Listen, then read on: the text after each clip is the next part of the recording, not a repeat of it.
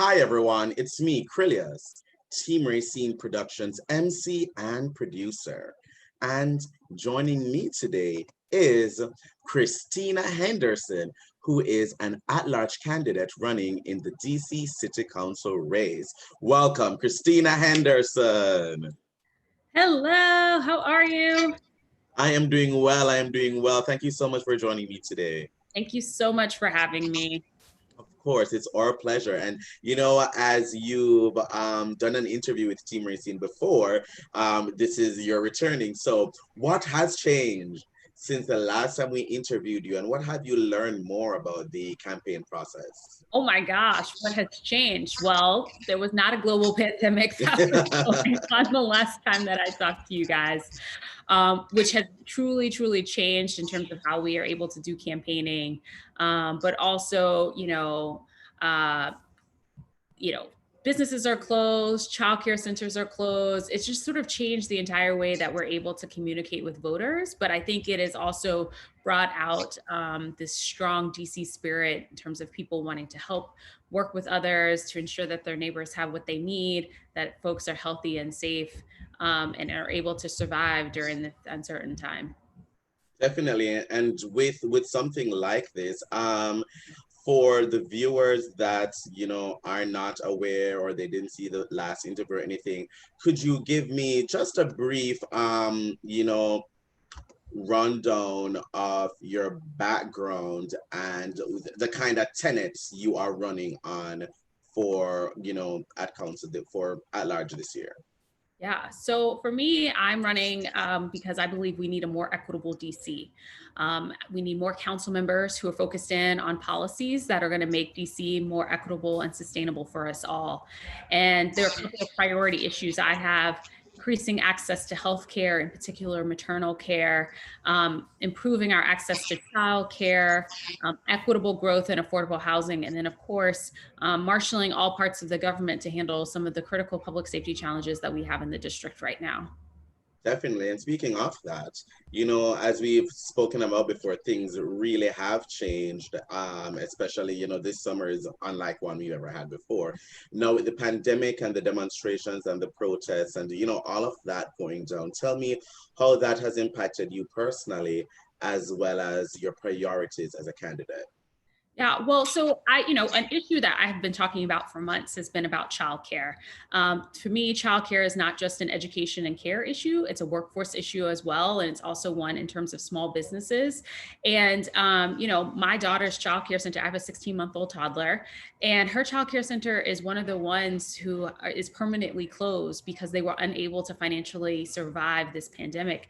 And we know there are lots of businesses out there who are, experiencing the very same things. And one of the things I'd like to see council members focus in on is how we can stabilize the market, but also ensure that the market is there for when we have a vaccine and folks need to go back to work. Yeah, you're showing a picture on the screen. This is what campaigning from home during a pandemic is like. You have a person and you're talking to voters electronically, but it's made it interesting. It's made it exciting. I feel like people are, campaigning already makes you very vulnerable. And now Yeah. it's sort of like, you might hear a toddler running around in the background, but now this is like my life. And it is the exact same thing that hundreds and thousands of parents across the district are facing as we're trying to navigate what's going on. But at the same time, you talked a little bit about the protest as well. Um,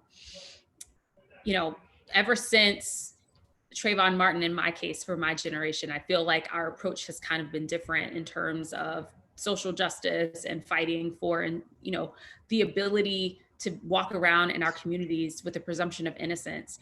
And this is the first time for my daughter that she's seeing protests happening in the streets. And we've taken her down to Black Lives Matter Plaza and a couple of the protests, because I want her to see that the fight for freedom and equity has to be won and fought in every generation. But we are there for her now, and she will need to pick up the mantle in the future as well. Definitely, definitely. And with this at-large race, there at last count about 2 dozen people who are running. And each person can select 2 people.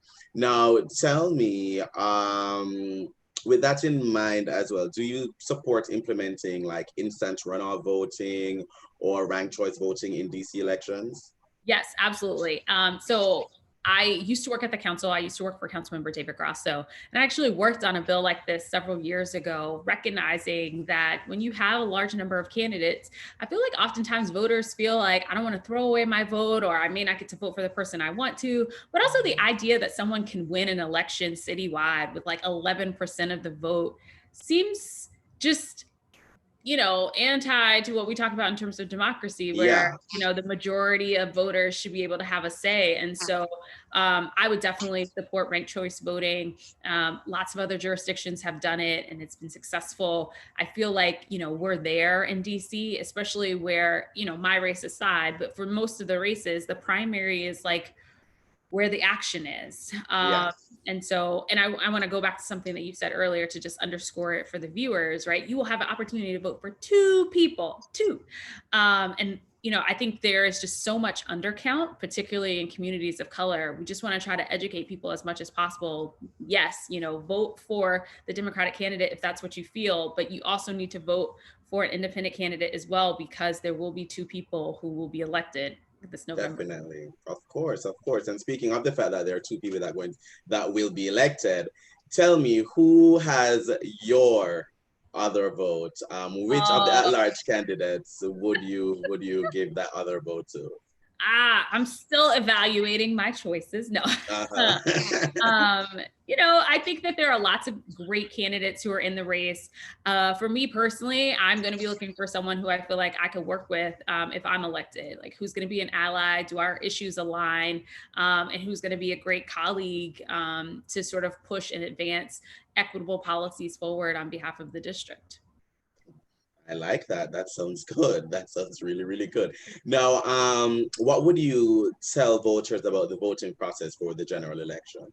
Okay. So for the first time, the DC Board of Elections is going to proactively mail every single voter a ballot. So you don't have to submit an absentee request. It's just going to come to you. So right now, what I would tell people, the most critical thing is to log on to the DC Board of Elections website or to go to their app, Vote or DC, and just check your voter registration address, because you might have moved a couple of times and never really got around to doing that. But if you want to make sure that your ballot makes it to you, go back and check that information. And then in addition to that, even though you can drop your ballot in the mail, or you could drop it at any one of these, they have drop off boxes that they'll be putting around the city, so that, if you don't want to rely on the post office, or you feel uncomfortable in some way, you could just take it physically and put it in the box and it'll get there securely. And then, in-person voting is still an option if you want to early vote or if you want to vote on election day. But I think for us, and I think, for the candidates, and I think with the DC government, what we're trying to do is provide so many options for people, so that one, you're not standing in line for 5 and 6 hours, which is what happened Hmm. during the primary, but also that you could feel safe in terms of, how you're exercising your right to vote and your right, to participate in our democracy. So I'm actually really excited about the idea of, so many people having an opportunity to vote by mail. Hopefully that means that you'll sit down and do a little bit more research on candidates. And I hope that I can be one of those to earn your vote and support in November.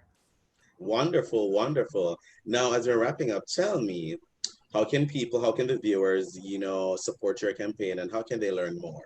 Yeah. Well, you can, one, visit my website, ChristinaHenderson.org.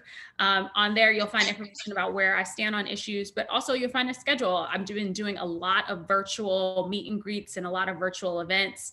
So if you want to talk one-on-one, we want to, ask some questions or see how I am in a sort of a group setting, you can sign up to come to one of those virtual meet and greets. You can also sign up there to get a yard sign, to volunteer, grassroots volunteers, and then of course donating. I'm a public financing candidate, so this is like this one opportunity where a little bit of contribution can go a long way, because your contribution will be matched 5 to 1. Thank you, thank you, thank you so much, Christina, and best of luck in this race. Best of luck in this race. I can't Thank wait you to so see. much. Of course, definitely. And it was my pleasure talking with you today. And before we go, I just want to let our viewers know, if you are vote ready or if you aren't, make sure you pledge to vote, check your status, register to vote, and text Team Racing to 40649. That is TEAM RAYCEEN to 40649. If you need more information, you can find that at headcount.org. Thank you, Christina, so much for joining us today. Thank you so much again for having me. Of course, our pleasure. And to our viewers, thank you for watching. Goodbye.